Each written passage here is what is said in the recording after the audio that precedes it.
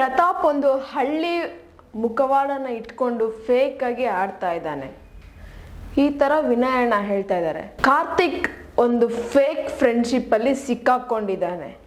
ಈ ತರ ಬಂದು ಮೈಕಲ್ ಅಣ್ಣ ಹೇಳ್ತಾ ಇದ್ದಾರೆ.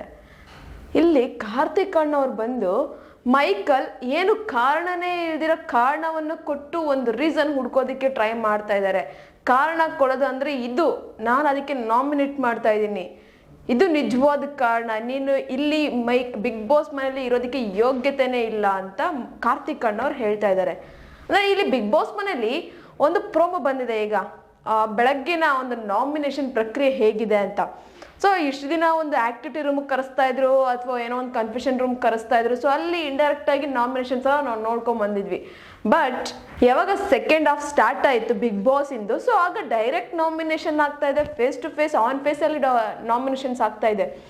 ಇಲ್ಲಿ ಇನ್ನೊಂದು ವಿಚಿತ್ರ ಏನಪ್ಪಾ ಅಂದ್ರೆ, ಅಲ್ಲಿ ಒಂದು ಟೇಬಲ್ ಅನ್ನ ಹಾಕ್ಬಿಟ್ಟು ಚೌಕಟ್ಟಿನ ಒಳಗಡೆ ಚೇರನ್ನ ಹಾಕ್ಬಿಟ್ಟು ಅಲ್ಲಿ ಯಾವ ವ್ಯಕ್ತಿ ಕುತ್ಕೊಂತಾರೋ ಆ ವ್ಯಕ್ತಿ ನಾಮಿನೇಟ್ ಆಗ್ಬೇಕಾ ಬೇಡ ಅಂತ ಫಲಕಗಳನ್ನ ಹಿಡಿಬೇಕು ಅಂತ ಹೇಳ್ತಾ ಇದ್ದಾರೆ. ಅಂದ್ರೆ ನಾಮಿನೇಷನ್ ಬೋರ್ಡ್ ಹಿಡಿಬೇಕು ಅಂತ. ಫಸ್ಟ್ ಹೋಗಿ ಪ್ರತಾಪಣ್ಣವ್ರು ಕುತ್ಕೊಂತಾರೆ. ಸೊ ಅದಕ್ಕೆ ಫಲಕವನ್ನ ವಿನಯ್ ಅಣ್ಣವ್ರು ಹಿಡಿದ್ಬಿಟ್ಟು ಅವರು ಹಳ್ಳಿ ಮುಖವಾಡವನ್ನ ಇತ್ತೀಚೆಗೆ ಹಾಕೊಂಡು ಒಂದು ಸಿಂಪತಿಯನ್ನ ಗಿಟ್ಸ್ಕೊಳ್ಳೋದಾಗಿರ್ಬೋದು ಅಥವಾ ಆ ಥರ ಒಂದು ಆಕ್ಟಿಂಗ್ ಅನ್ನ ಮಾಡ್ತಾ ಇದ್ದಾರೆ. ಸೊ ಅದಕ್ಕೆ ನಾನು ನಾಮಿನೇಟ್ ಮಾಡ್ತಾ ಇದ್ದೀನಿ ಅಂತ ರೀಸನ್ ಕೊಡ್ತಾರೆ.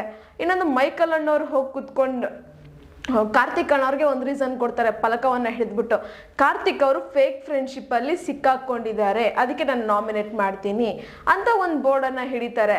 ಇನ್ನು ನೆಕ್ಸ್ಟ್ ಮೈಕಲ್ ಅಣ್ಣವ್ರು ಹೋಗಿ ಕುತ್ಕೊಂಡವಾಗ ಕಾರ್ತಿಕ್ ಅಣ್ಣವ್ರು ಹೇಳ್ತಾರೆ, ಮೈಕಲ್ ಏನು ಕಾರಣ ಇಲ್ಲದೇನೆ ಕಾರಣವನ್ನು ಹುಡ್ಕೊಂಡು ರೀಸನ್ ಹುಡ್ಕೋದಕ್ಕೋಸ್ಕರನೇ ಕಾರಣ ಹುಡುಕ್ತಾ ಇರ್ತಾರೆ.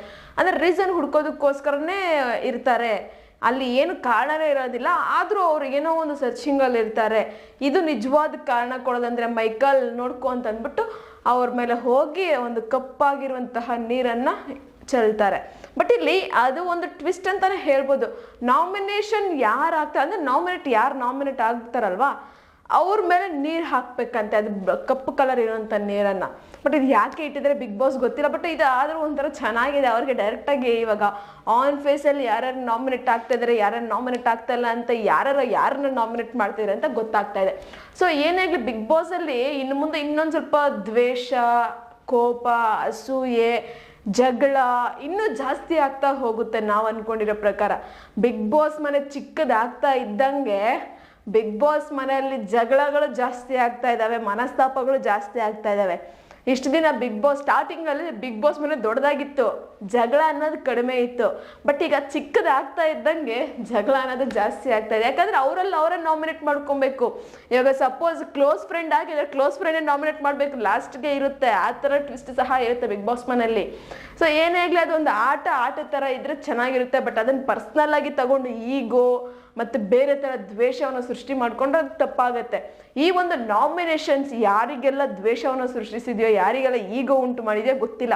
ಬಟ್ ಇವತ್ತಿನ ಎಪಿಸೋಡಲ್ಲಿ ಇನ್ನು ಯಾರನ್ನ ನಾಮಿನೇಟ್ ಮಾಡಿದ್ದಾರೆ ಅಂತ ಗೊತ್ತಾಗುತ್ತೆ. ನಿಮ್ಗೇನು ಅನಿಸ್ತು ಆ ನಾಮಿನೇಷನ್ ಪ್ರಕ್ರಿಯೆನ ನೋಡಿ, ಆ ಪ್ರೋಮೋವನ್ನು ನೋಡಿ? ಒಂದು ಕಮೆಂಟ್ ಬಾಕ್ಸಲ್ಲಿ ಕಮೆಂಟನ್ನು ಹಾಕಿ. ನಾನು ಹೇಳಿದಂಥ ಇನ್ಫಾರ್ಮೇಷನ್ ನಿಮಗೆ ಇಷ್ಟ ಆಗಿದ್ರೆ ಒಂದು ಲೈಕ್ ಮಾಡಿ, ಶೇರ್ ಮಾಡಿ, ದಯವಿಟ್ಟು ಸಬ್ಸ್ಕ್ರೈಬನ್ನು ಮಾಡ್ಕೊಳ್ಳಿ. ಇದೇ ಥರ ಇನ್ನಷ್ಟು ವಿಡಿಯೋಸ್ಗೋಸ್ಕರ ನೀವು ನೋಡ್ತಾ ಇರಿ ನಮ್ಮ ಚಾನಲನ್ನು.